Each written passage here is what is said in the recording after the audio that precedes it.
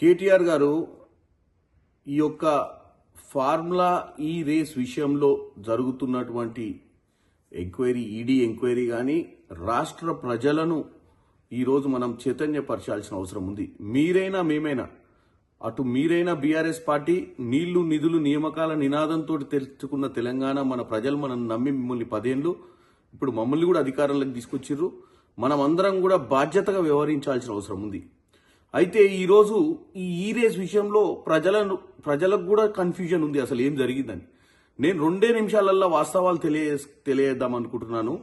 రామారావు గారు, మీరు ఒక యువరాజుగా, మీ నాయన ఒక రాజుగా ఈ రాష్ట్రానికి ఎప్పటికీ మీరే పరిపాలిస్తారు అన్న ఒక ఆలోచనతోటి మీరు ఒక యువరాజుగానే వ్యవహరించారు. ఎందుకంటే ఈరోజు ప్రభుత్వం పోయిన తర్వాత వాస్తవాలన్నీ బయటకు వస్తుంటే మీరు డ్రామాలు చేయడానికి ప్రయత్నం చేస్తారు.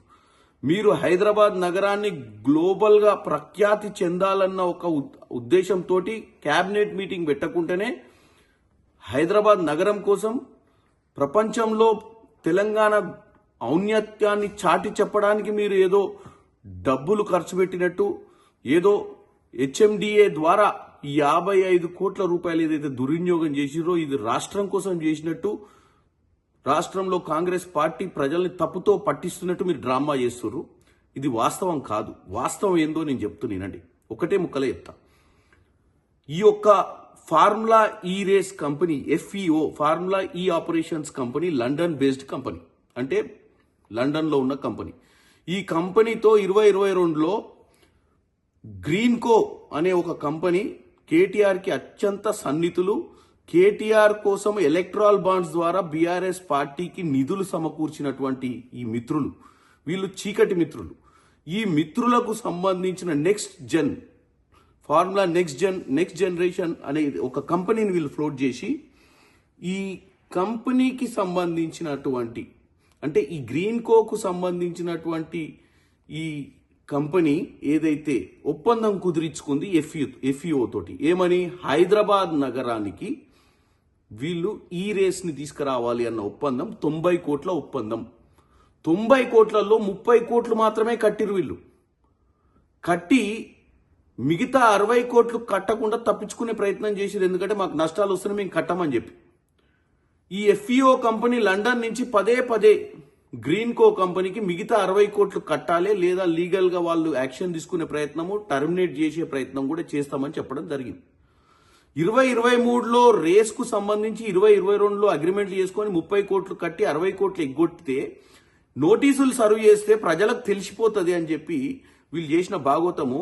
వాళ్ళని కాపాడనికే, ఎవరిని, గ్రీన్కో ప్రమోట్ చేసే కంపెనీని కాపాడనికే, నెక్స్ట్ జనరేషన్ కంపెనీ ఏదైతుందో దీన్ని కాపాడనికే కేవలం కేటీ రామారావు గారు హెచ్ఎండిఏ మీటింగులు పెట్టకుండా, హెచ్ఎండిఏకు FEOకు ఏ అగ్రిమెంట్ అక్టోబర్ 30కి అగ్రిమెంట్ అయింది, 30కి అగ్రిమెంట్ అయితే అక్టోబర్ మొదటి వారం నుంచే మనీ ట్రాన్స్ఫర్ చేయడం మొదలుపెట్టారు. మనీ ట్రాన్స్ఫర్ చేసి ఇప్పుడు ఏం చెప్తుర్రు, తెలంగాణలో ఉన్న హైదరాబాద్ నగరానికి ప్రఖ్యాతి కోసం ఈ పని చేసినట్టు. ప్రఖ్యాతి కోసం చేయలే, 60 కోట్ల రూపాయలు గ్రీన్కో సంస్థ కట్టాల్సిన డబ్బుల్ని కాపాడే ప్రయత్నం కేటీఆర్ గారు మన ప్రజల డబ్బుతో ఎటువంటి క్యాబినెట్ మీటింగ్ పెట్టకుండా, ఎటువంటి అప్రూవల్స్ లేకుండా కూడా 55 కోట్లు గ్రీన్కోని కాపాడనీకి పంపించినట్టుగా క్లియర్ గా అర్థమవుతుంది మనకు. కాబట్టి కేటీ రామారావు గారు, మీ డ్రామాకు ఆస్కార్ అవార్డు వస్తుంది కానీ తెలంగాణ ప్రజల చెవిలో పువ్వు పెట్టడానికి ప్రయత్నం చేయకండి. ఇది కేవలం ఒక మిత్రుని కాపాడే ప్రయత్నంలో మీరు ప్రజల సొమ్ముని దుర్వినియోగం చేసినట్టుగా క్లియర్ గా కనపడుతుంది. ఇంకా మనం తప్పుతో పట్టియొద్దు. వాస్తవంగా ఈరోజు ఈడీ కానీ సుప్రీంకోర్టు కానీ వాళ్ళు నిజ నిర్ధారణ చేస్తారు. ఈ రోజు నేను చెప్పాల్సిన అవసరం ఎందుకు వచ్చిందంటే, ఈ ఎంక్వైరీ నడిచేటప్పుడు కూడా మీరు ఇంకా ప్రజలను తప్పుతో పట్టియొద్దు. ఇంకెన్నెన్ని ఘనకార్యాలు మీరు 10 ఏళ్లలో చేసిరో అన్ని కూడా బయటకు వస్తాయని తెలియజేస్తున్నాను.